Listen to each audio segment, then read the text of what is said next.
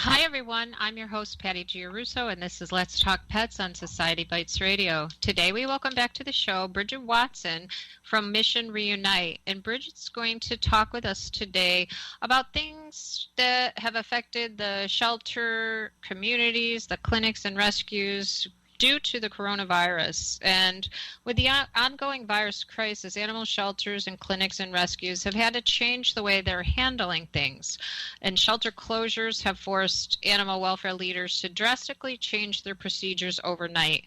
They have been forced to develop new ways to do business in order to help continue to give the pets in need what they need and what the local community members need as well. So one successful method has been community-based efforts that we're going to discuss. Now, Brigid Wasson is a lifetime animal care and welfare professional. She's a retired animal shelter director and has been a professional pet sitter since 1994. She's the president of Mission Reunite, a nonprofit organization dedicated to missing pet prevention and recovery. Brigid works to educate and engage animal shelter leadership, staff, and volunteers and their rescue partners, along with pet sitters, veterinarians, and other animal care professionals for community-wide solutions to animal welfare issues. So welcome to the show, Brigid. Thank you so much for having me back on the show again. It's good to be here with you. Yeah, so we want to talk about how this virus, pandemic, disaster, crisis, basically, has changed the way we look at things regarding animal shelters and animal clinics, and how the community has come together to, work to make things as best as they can be, I guess. Right. So it is so ironic that in a time where so many bad things are happening with sickness and death and hospitalization and all these terrible negative things that are happening, there are also positive changes coming out of that socially and in business. And in animal welfare, it is no exception. Now, one of the problems with animal welfare, and especially animal sheltering, is that it is an industry that is more than 150 years old. And a lot of the practices today are based on the societal norms or the origins of animal sheltering from 150 years ago, which has nothing to do with the needs of the community today. And yet some of those practices persist, and shelters, even very progressive shelters, have really struggled to move forward and do things differently when they have a structure that sort of everyone is used to. And that's the way we've always done it. So one of the things that both folks working in shelters and the community have come to expect, which is considered a norm, is that if you see a stray animal or you find an animal, you take it to a shelter. That's always the number one solution, and that's what people expect. But what we are learning through our work in Mission Reunite and with other organizations and shelters, that is not always the best solution, both for the animal and for the owner. Now, in many cases it is. For example, animals that are injured or a dog that is aggressive and a potential public safety hazard. There are many times where that is the appropriate response. But there are other times where, say, picking up cats that are just hanging out where they live and taking them to a shelter 25 miles away, or picking up a dog that is stray and again taking it to a shelter that may be 25 miles away, that can actually prevent the owner from finding their pet rather than making it easier for them. Right. Yeah, definitely. That does. Yeah. So well, go ahead. So with the coronavirus and with the closures, as you mentioned in your intro, shelters literally had to change overnight, as did every other business. I was sitting at home, someone was telling me the news, like, yeah, starting tonight at 5 o'clock, you can't go out and you have to do this and that and the other. And I was like, what? That's crazy. Mm-hmm. You can only imagine how it was for businesses, saying that, you can't get your hair done, you can't go to the movies. All of these things changed overnight. So with animal shelters, all of a sudden they weren't open to the public. So how are people going to drop off the animals? And it was a real struggle in those first weeks to see kind of how the public responded to it and how it challenged their normal expectations, and then how the shelter staff and volunteers and leaders responded to that, and how this kind of spiraled in the first few weeks of the coronavirus shutdown. So what are some of the things you're seeing in the shelters as far as how are they working with the community to make things happen?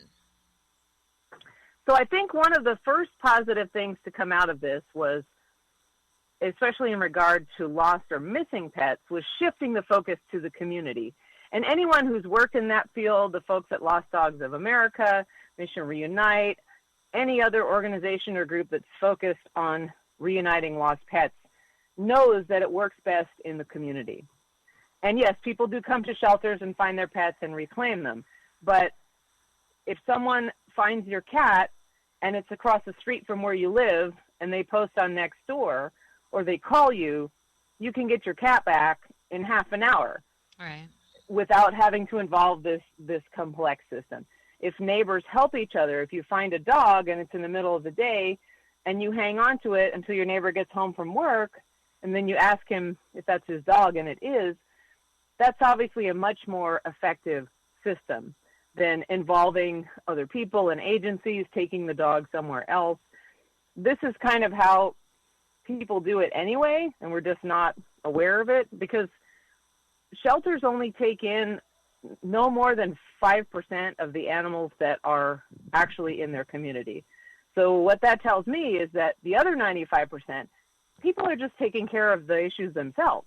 Mm-hmm. So it's not like this isn't already happening.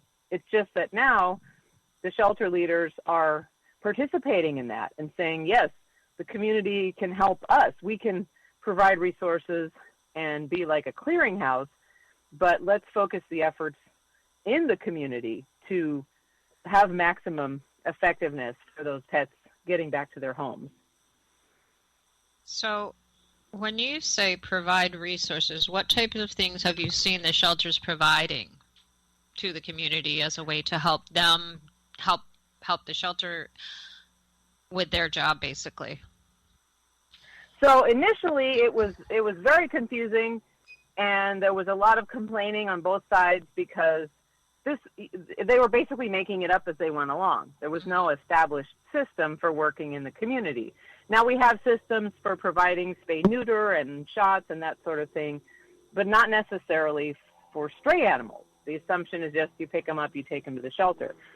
So some of the things that shelters are developing now, and I see a lot of this because I'm on a couple of groups like the California Animal Welfare Group. That's where I live in California. Mm-hmm. There's ones in every state. There's national groups.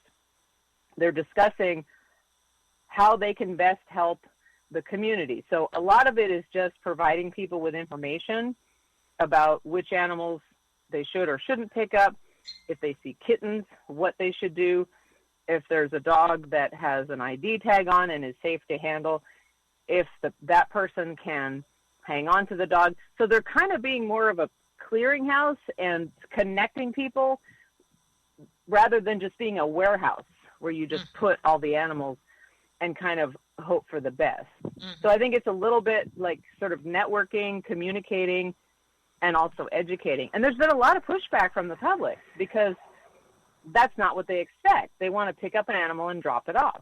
Mm-hmm. And so that's been difficult even when you explain to them that in many cases that's not the best solution. So this will be interesting as it develops in the coming months. Yeah, here where I am in the one county, it's by appointment. The staff isn't there. It's like skeleton crew, basically, so it is challenging. It's not like you can find a pet and just take it there if you need to. We try to do our best, like you said, as a community to keep, the pet with a temporary foster or finder, until we can reunite it, because that is in the best interest of the pets. And, with the challenging financial times right now, with many people out of work, that also helps them. What about, I've been reading, some of the things that, recommendations to shelters, and many of them are suggesting, of course, to waive the fees, because we both know that, at least here, fees can be very expensive if a dog is picked up, especially if it's not spayed or neutered. Do they do that in California? It varies from shelter to shelter, and there are so many shelters. There are 125 shelters just in Northern California where I live. That's not even Southern California. So everyone is going to have their own policies. But I believe that when shelter leaders start seeing what the goal really is to get the animals back home as quickly as possible, and to see that there's no gain, financial or otherwise, to hang on to these animals, that they will see the value of reducing or simply removing fees. And that has been a challenge because, again, those 150-year-old practices, 150 years ago, there was a fee. It was like, $3 or something or £3 in the UK to pick up your animal. And it was believed that income would support the department. But today we know there's so many other ways that we can get support, whether through contracts with the government, whether through donations, and other kinds of support, and that those fees are so minimal in the big picture, and that they're actually preventing something from happen that you want to happen, that I think it's been a challenge for shelter leaders to change sometimes what is the direction they're being given by their city council, by the board of supervisors, who maybe aren't animal people and don't understand how this works. They're just saying, like, well, why aren't you going to charge that? That would be like saying, why aren't you charging for a doctor's appointment? Well, someone in the health department would say, well, because we don't want people to spread disease. We want them to come to the doctor. Like, the person in that seat understands the logic behind it, but the people above them maybe don't necessarily. Yeah. Yeah, it is challenging because, some people will choose not to get their pet because they can't afford the fees. So I haven't looked into whether our county has, been waiving or reducing fees. I haven't heard anything.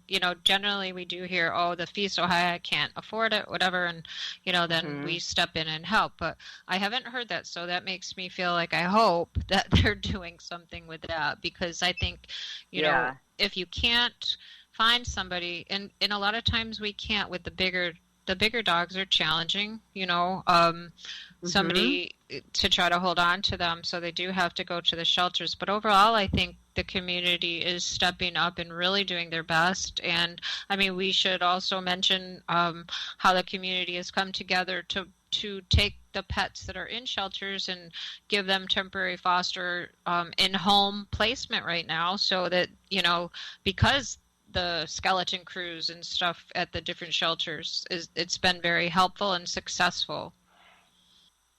Absolutely. And I think that's, again, one of the big positives, that people suddenly were at home and having a lot of free time, so they were able to take those animals out of the shelter. And we all know, because I was in the foster and adoption business for many years, that when you send an animal home with somebody, half the time they get attached to it and they keep it. It's a dirty trick that I've played many times, and it worked every time. They just take them for the night, please. I need your help. And many times they become attached and they adopt a pet if that's feasible for them. So that helps the animals. It helps the people.